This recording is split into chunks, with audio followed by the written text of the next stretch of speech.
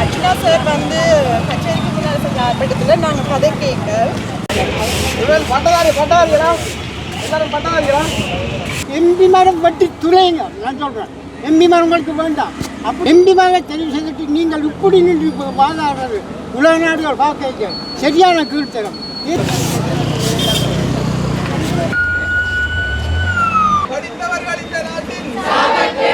பட்டதாரிகள் வெறும் 10,000 ரூபாய் சம்பளத்துக்காக வேலையில போறாங்க, பேச வேலையை போறாங்க, பெயிண்டிங் வேலையை போறாங்க. ஏன்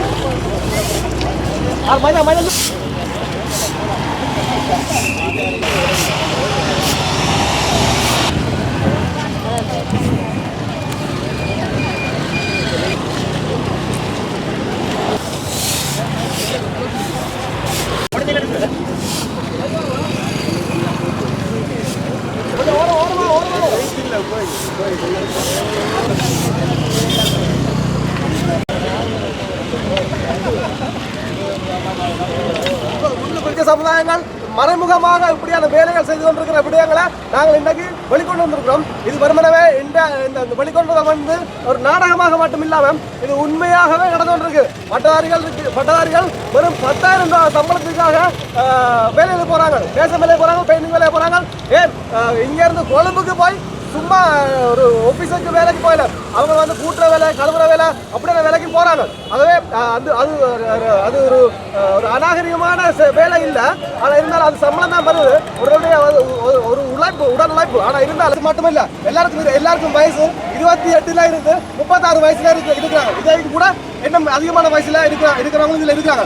இதில் ஏன் நான் இந்த விஷயம் வயசு சொல்ற மட்டும் சொன்னால் அரசாங்கம் வேலை தரப்போகுதுன்னு சொன்னால் பெருமையாக அரசு நியமனத்துக்கு ஒரு 35 வயசு மட்டும் டார்கெட் பண்ணுவாங்க. அதுக்கு பிச்சு இருக்கிற பட்டதாரிகள் எங்க ரோட்டுக்கு போறதா, என்ன வேலை செய்யறது, ஏன் படித்தோம், எதுக்கு படித்தோம், இவ்வளவு சிலவழித்து படித்ததுக்கு என்ன பலன் என்றதை வந்து இந்த அரசாங்கம் பார்க்கணும். அப்ப அந்த பல்கலைக்கழகத்துக்கு உங்களோட பிள்ளைகளை அனுப்புகின்றீர்கள், இந்த பல்கலைக்கழகத்துக்கு பிள்ளைகளை அனுப்பி போட்டும் உங்களோட கனவுகளை நீங்கள் வைப்படணும். என்ற பிள்ளை அரசாங்க உத்தியோகத்தில் இருக்கணும், என்ற பிள்ளை உயர் பதவியில் இருக்கணும் என்று சொல்ற ஒவ்வொரு தாய் தகப்பனுடைய கனவுகளும் இப்போது நடுவில் நிற்கல.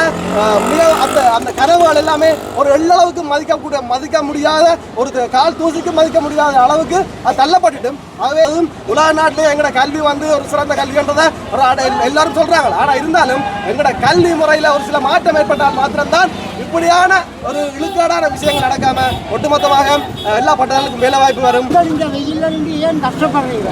உங்களுக்கு வேலை இல்லை. என்னத்துக்காக நீங்க எம்பி மேல தெரிவு செய்து விட்டுக்கிறீங்க? அதுதான் ஐயா, அதுதான் என்ன சொல்ல வேண்டாம். எம்பி மேல தெரிவு செய்து விடுறது எங்களோட பிரச்சனையில அரசாங்கத்தில் காய்ச்சி திருக்கிறது. அவங்க மெத்தையில் இருக்கிறாங்க, தங்களோட பிள்ளைகளுக்கு வேலை பண்ணி கொடுக்குறாங்க, உங்களோட போட பிள்ளைகள் தங்களோட சொந்தக்கார பிள்ளைகளுக்கு வேலை பண்ணி கொடுக்குறாங்க.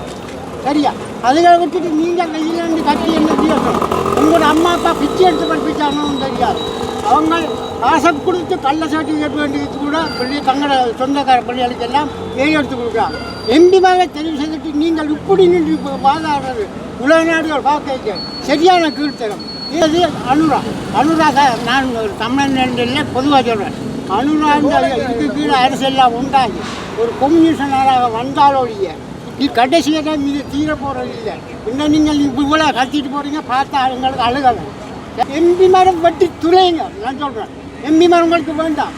அப்படி இல்லைன்னா யாழ்ப்பாணத்துக்கு ஒரே ஒரு பிரதிநிதி வரக்கூடியதான ஒரு அமைப்பை உருவாக்குங்க. நீங்கள் உருவாக்கி லட்சணம் நின்று நீங்கள் செய்து காட்டுங்க. எல்லாரும் உழைச்சி செல்வநாயகத்திலிருந்து அமிலலிங்கம் தான் முழு காரணம். எம்பி மேன்ற வாசல் கோவில் பண்ணுங்க, எம்பி மேன்ற பட்டலையில் உடையுங்க, எம்பி மேன்ற கேளுங்க. நீங்கள் இப்படி கத்தி என்ன விநியோசனம்? கண் விழிச்சு படிச்சு